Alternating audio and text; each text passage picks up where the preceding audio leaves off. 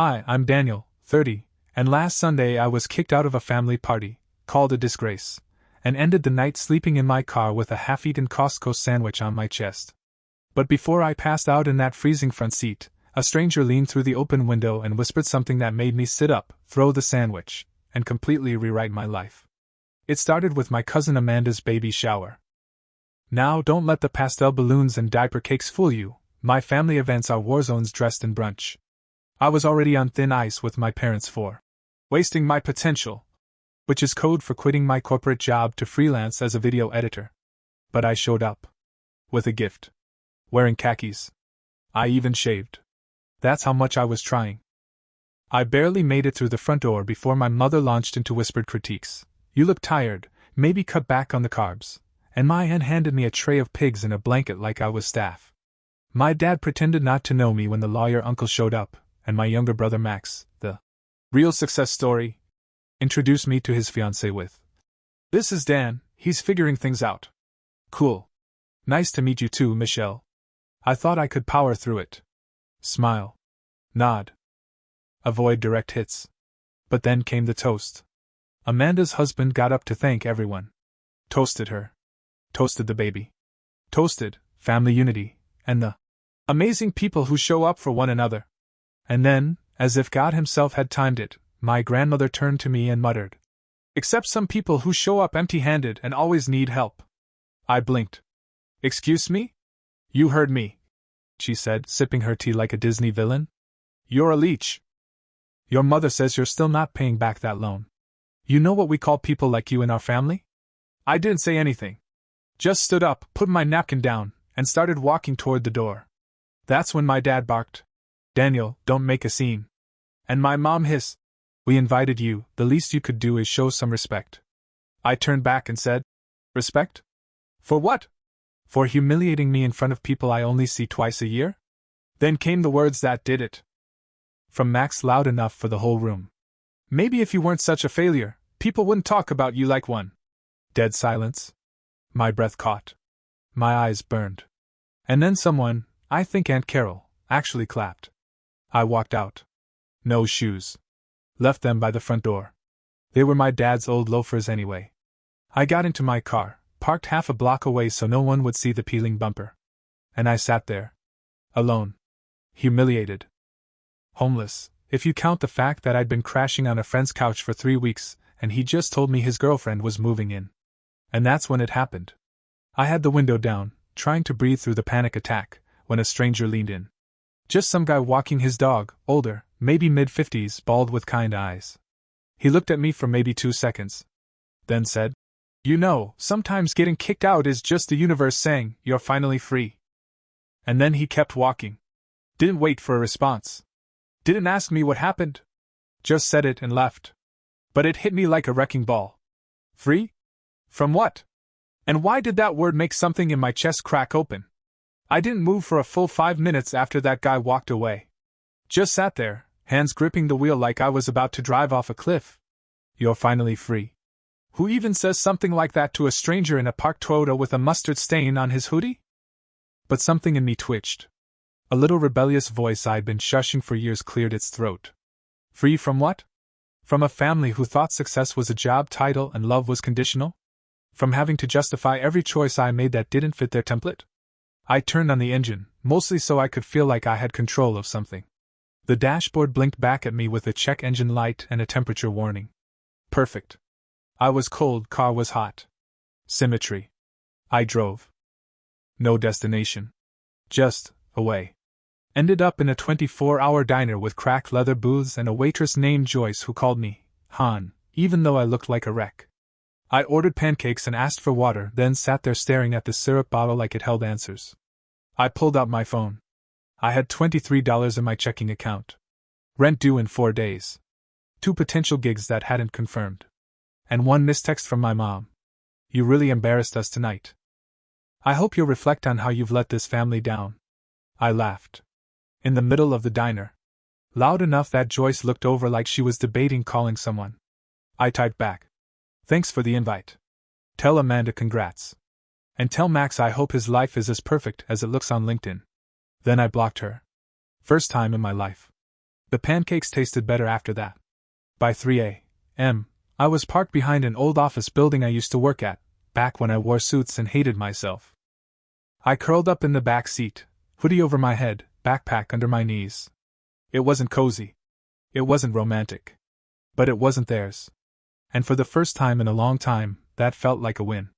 When I woke up, it was to the sound of my phone buzzing. A number I didn't recognize. I answered groggily. Hello? Hi, is this Daniel Grayson? Yes? This is Yvonne Chan from Straylight Media. You submitted a reel to us about a month ago? My heart thumped once, hard. Yeah. I remember. Well, our editor had a family emergency. We're behind on 2 projects. If you're still available, we'd like to bring you on short-term contract. Remote. Starting immediately. You interested? I sat up so fast I banged my head on the roof of the car. Yes. I'm available. Completely. Yes. Great. I'll send the onboarding package. Pay is $1,500 a week, 4-week contract to start. I froze. Did I hallucinate that? Sorry, did you say $1,500 a week? Yes. Is that acceptable? Joyce would have been proud. I didn't spill my coffee even though I had just tried to pour it while screaming internally. Absolutely. Thank you so much. Welcome aboard, Daniel. I hung up and stared at the cracked windshield in disbelief. I had a job. A real one. Not a pity favor, not a favor from a friend of a friend. Something I'd earned. With trembling hands, I opened my notes app and typed. 1 week ago, couch surfing, 0 savings, humiliated by family. Now employed, self-respecting, and possibly in love with Yvonne Chan's voice. Then I drove straight to Target, bought clean clothes, a cheap electric shaver, and the smallest thing that felt like power, a new toothbrush. Later that afternoon, I walked into a co-working space I couldn't technically afford yet, flashed my ID, and said, "Hi, I'm here to work." The guy behind the desk nodded, like that was totally normal.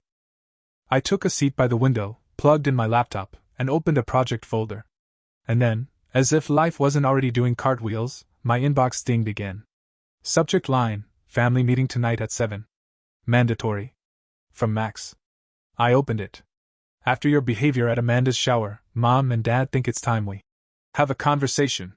You're expected at the house by 7 p.m. Don't be late. I stared at it. Then I hit reply.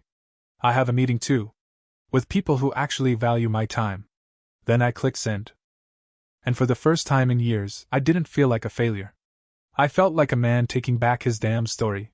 I spent the next 3 days in an emotional slingshot, part adrenaline high, part what the hell is happening to my life? I worked. Like really worked. Poured myself into the project like I had something to prove. Because I did. Turns out editing trailers for an indie sci-fi series is a lot more fun than editing quarterly review videos for a dental insurance company, which used to be my reality. Straylight sent me rough cuts, I gave them back explosions, musical hits, and pacing that made their Slack channel erupt in happy emojis and the occasional, "Holy crap, this slaps." They extended the contract on day 2. But while my fingers were slicing footage like a ninja, my brain kept poking the bruise left by that email from Max. A family meeting? Like I was a board member who tanked company stock. I didn't reply again. Didn't show up. And no one followed up. That silence? It was louder than yelling. Then, on Thursday, I got a call from my cousin Leo. The only semi-sane person in the family. We used to play Halo in the garage and sneak Pop-Tarts before dinner. He opened with, "Bro. What did you do?" I blinked. I told Max I had an actual meeting with people who respected my time. There was a long pause. Then Leo said, "You might be my hero." Apparently, after I skipped the mandatory meeting, Max launched into a PowerPoint. A literal slideshow, outlining all the ways I had drifted from the family values. And how my absence at Amanda's shower had created a fracture in the emotional equilibrium of the event. "I'm not kidding." He said that. Leo screenshotted the slide. But here's where it got weird. My grandma, yes, the same one who called me a leech, stood up mid-presentation and said, "I miss when people didn't talk like this," and walked out. 5 minutes later, my dad told Max to wrap it up. My mom started crying.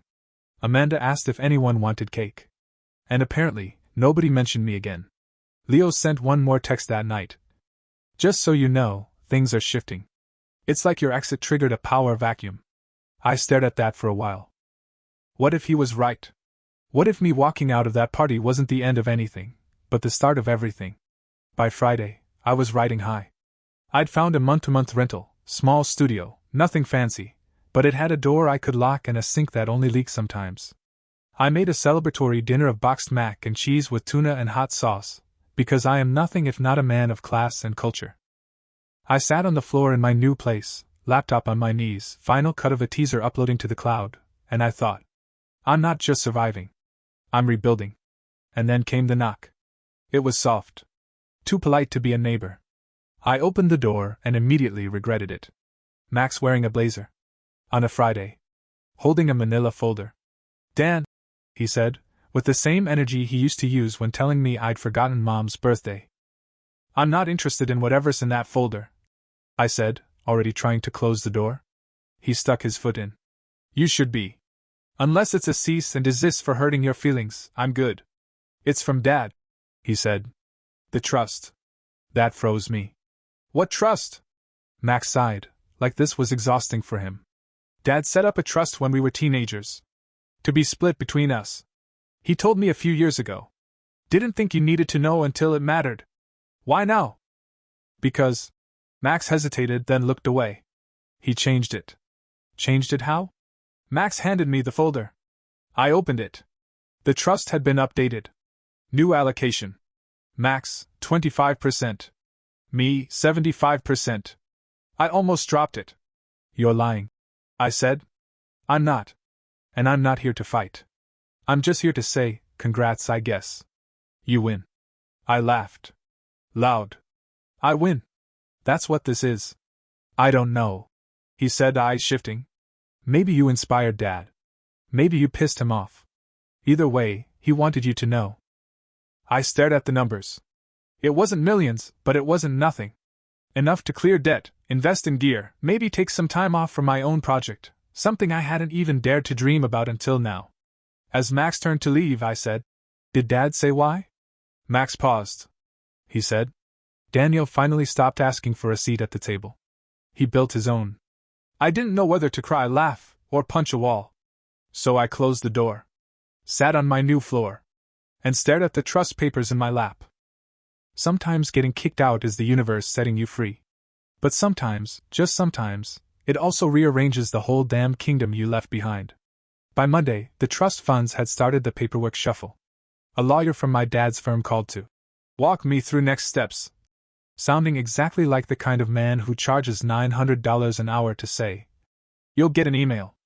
I listened, thanked him, and hung up before he could throw in any fake sympathy. I didn't need their pity. What I did need, apparently, was a therapist, a financial advisor, and a proper desk chair, because my back was starting to resemble a question mark from all the couch editing. One thing at a time. The rental studio had a slanted ceiling and terrible lighting, but it was mine. I put sticky notes on the wall with insane dreams on them, direct a short film, submit to Sundance, work with a band, buy a couch that doesn't fold into a bed. All of it felt reachable now. And terrifying. But mostly reachable. Then, in one of those cosmic coincidences that feels scripted until it happens to you, I ran into her. I was at a local film meetup, mostly just to get out of the house and be around people who didn't know my family treated me like a defective vacuum cleaner. The event was in a grungy art cafe where they played black and white French films on loop and served drinks in mason jars. I was standing by the coffee urn when someone tapped my shoulder. Daniel Grayson? I turned. And my brain promptly did a cartoon record scratch. Clara? She smiled. Same gap-toothed grin I remembered from senior year AV club, back when I still thought Final Cut was just a cool name. She'd been the only other person who liked to stay after school and mess with color grading. I thought that was you, she said. I saw your name on the RSVP and thought, no way. But then here you are. Wow. You look different. Why did my mouth always betray me? She laughed. You mean I got hotter? It's okay, you can say it. I nearly choked on my lukewarm coffee. Yeah. That too. We spent the next hour catching up. She worked freelance too, cinematographer, mostly documentaries and music videos. She'd seen my recent trailer work through Straylight's socials and had actually recognized my editing style. You've gotten way better, she said, sipping some herbal nonsense that smelled like flowers and regrets. More confident. That makes one of us, I muttered. She raised an eyebrow. Still the self-deprecating king, I see. We exchanged contacts, and before I could psych myself out, I asked, "Want to collaborate sometime? I've got a half-formed idea about a short film. Only if you promise not to disappear for another decade," she teased. Deal. That night, lying on a mattress still on the floor, I opened a new folder, Project Phoenix. Because why the hell not? But just as I was finally relaxing into this new, unpredictable version of life, I got another text. This time, from my mom. "Grandma's in the hospital. Stroke. They don't know how bad yet. She's asking for you." I stared at the screen for a long time. The woman who called me a leech wanted to see me? Now? I almost didn't go. Almost. But some strange pull, nostalgia? Guilt? Curiosity? Dragged me into my car and toward St. Agnes General, where the parking lot smelled like burnt popcorn and disinfectant. She was in a small room with too many beeping machines and not enough windows. My mom sat in the corner, red-eyed and silent. My dad stood like a statue by the window. Max wasn't there. When Grandma saw me, her eyes lit up, or as much as they could given how droopy the right side of her face looked. I walked over slowly. She patted the bed. "Saturday. I was cruel to you," she whispered, voice rough but clear. I blinked. "You weren't exactly subtle, no." A breath. A smile, kind of. "Did it make you tougher?" "Not the way you think." We sat in silence for a moment. Then she leaned in a little, grabbed my wrist with surprising strength, and said, "You're the only one who ever left the table on your own 2 feet." I didn't know what to say. I just nodded. "I used to be like that too," she added, almost wistful. "Before I married into this circus." My mom shifted in the chair, clearly pretending not to listen while very much listening. Then Grandma said, "Don't come back in. Whatever they offer. Don't come back in." I swallowed hard. "You saying that because you love me, or because you want me to stay mad at them?" She coughed a dry laugh. "Little of both. But mostly the first." When I stood to go, she squeezed my hand again and said, "Build your own table, Daniel. Invite who you want to it. And no folding chairs." That night, I drove home in total silence. No music. No podcasts. Just the sound of the wind through my cracked window and the feeling that something inside me had finally, been set down. The next morning, I woke up to light pouring through the skylight in my slanted ceiling and a sense of quiet I hadn't felt in years. No text from family, no emergencies, no guilt trip emails disguised as invitations. Just sunlight and a reminder on my phone to submit the next trailer revision by noon. I brewed coffee and sat on the floor with my laptop, editing with one hand and sketching ideas for Project Phoenix with the other. It wasn't glamorous. I was still eating peanut butter straight from the jar, and using the laundry basket as a nightstand. But it was mine. By noon, the trailer was done and submitted. By 12:03, Straylight emailed back. "This is phenomenal. Are you free for a bigger project?" I didn't even hesitate. I said yes. I had just cracked open a celebratory root beer, still dry after 3 years of swearing off alcohol for clarity and self-respect, when my phone buzzed again. Clara. "Hey." Random thought. "I'm shooting a doc next week, grassroots theater project in East Oakland. We're short a second editor. You in?" My fingers flew over the screen. Hell yes. "Tell me when and where." That entire week was a dream. Clara and I clicked instantly. She was sharp, funny, bossy in the best way, and totally unapologetic about her art. We worked 12-hour days on set, then edited side by side at her apartment, eating overpriced Thai food and roasting each other's playlists. She didn't ask about my family, and I didn't ask about her past. There was an unspoken agreement to let things unfold without interrogation. And then, on Thursday night, something shifted. We were on her balcony, watching a time-lapse render, when she turned to me and said, "You're different now." "Different how?" "You used to flinch every time someone asked your opinion. Now you give it." I smirked. "Well, that's because I finally realized I'm good at this." She nudged my shoulder. "You've always been good. You just stopped letting other people make you forget." That stuck with me. Later that night, after I went home, I wrote 3 words on a sticky note and slapped it on the wall above my laptop. "Don't forget again." Then, Just as I was drifting off, another message lit up my phone. Max. They're reading the will next Friday. Dad asked me to invite you personally. I stared at it for a full minute. And then, with more calm than I expected, I typed. I'll be there. But I'm not coming back. Just watching the curtain fall. The day of the will reading was overcast, naturally. Like the sky had decided it, too, wanted to cast judgment.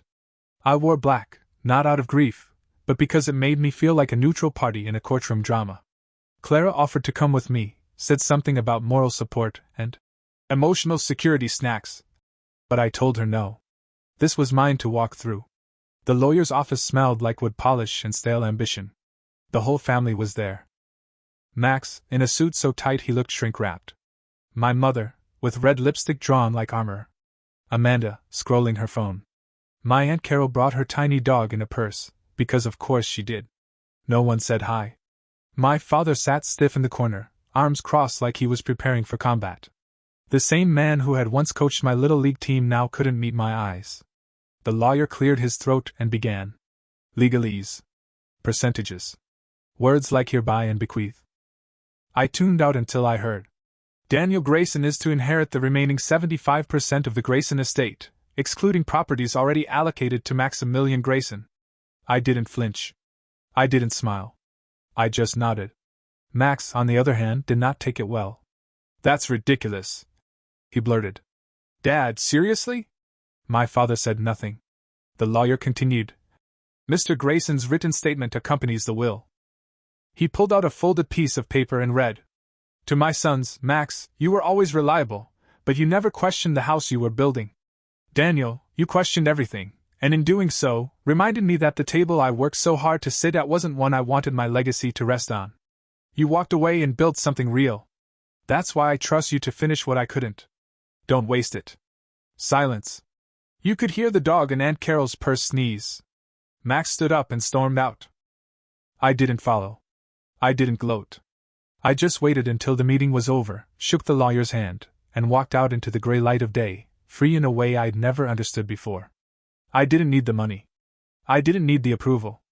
I just needed that letter. A legacy redefined. At home, Clara was waiting with Chinese takeout and a new lens she just bought. She didn't ask how it went. She just handed me an egg roll and said, "Let's get back to work, boss." I smiled.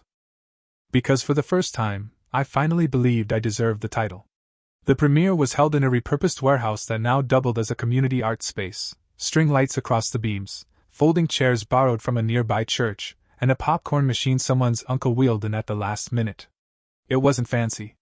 It was right. Project Phoenix had gone from sticky note brainstorms in my crooked ceiling studio to a fully edited short film, co-directed by me and Clara, featuring a cast of unpaid actors who gave everything they had. We'd filmed it on weekends, edited at night, lived off caffeine and stolen Wi-Fi. And now, here we were. I stood in the back as the lights dimmed, heart pounding like I was about to take the SAT naked. The film played. People laughed in the right places. Got quiet in the others. There were audible gasps during the last scene. And when the credits rolled, someone yelled, "That was beautiful!" And others clapped, not out of politeness, but because they meant it. Afterward, a kid, maybe 17, came up to me. Hoodie, camera around his neck, nerves jittering in his voice. "Hey, I just wanted to say, your film made me want to keep going. I almost quit last month. Thought maybe I didn't belong. But now..." He didn't finish the sentence. He didn't need to. I gave him my card and told him to email me anytime. Real advice, real mentorship, no bull. I meant it. Clara came up behind me and slipped her hand into mine. "You did it," she said softly. "No," I replied, looking around at all the faces, the makeshift projector, the DIY energy in the room. "We did." And in that moment, I understood what my grandmother meant. You build your own table. You invite who you want. You serve what you love. And no folding chairs. The past still lingers. My family hasn't changed much. Max sent a passive-aggressive Christmas card. My mom forwarded me an article on reconnecting with estranged relatives. I haven't responded. Maybe someday. Maybe never. But here's what's different. I no longer live for their approval. I live for the kid with the camera. For Clara and her sharp, brilliant mind. For the crew who showed up with nothing but passion. For the stories that deserve a screen, even if it's propped up by cinder blocks. And for that stranger who whispered through my car window, "You're finally free." He was right. I am.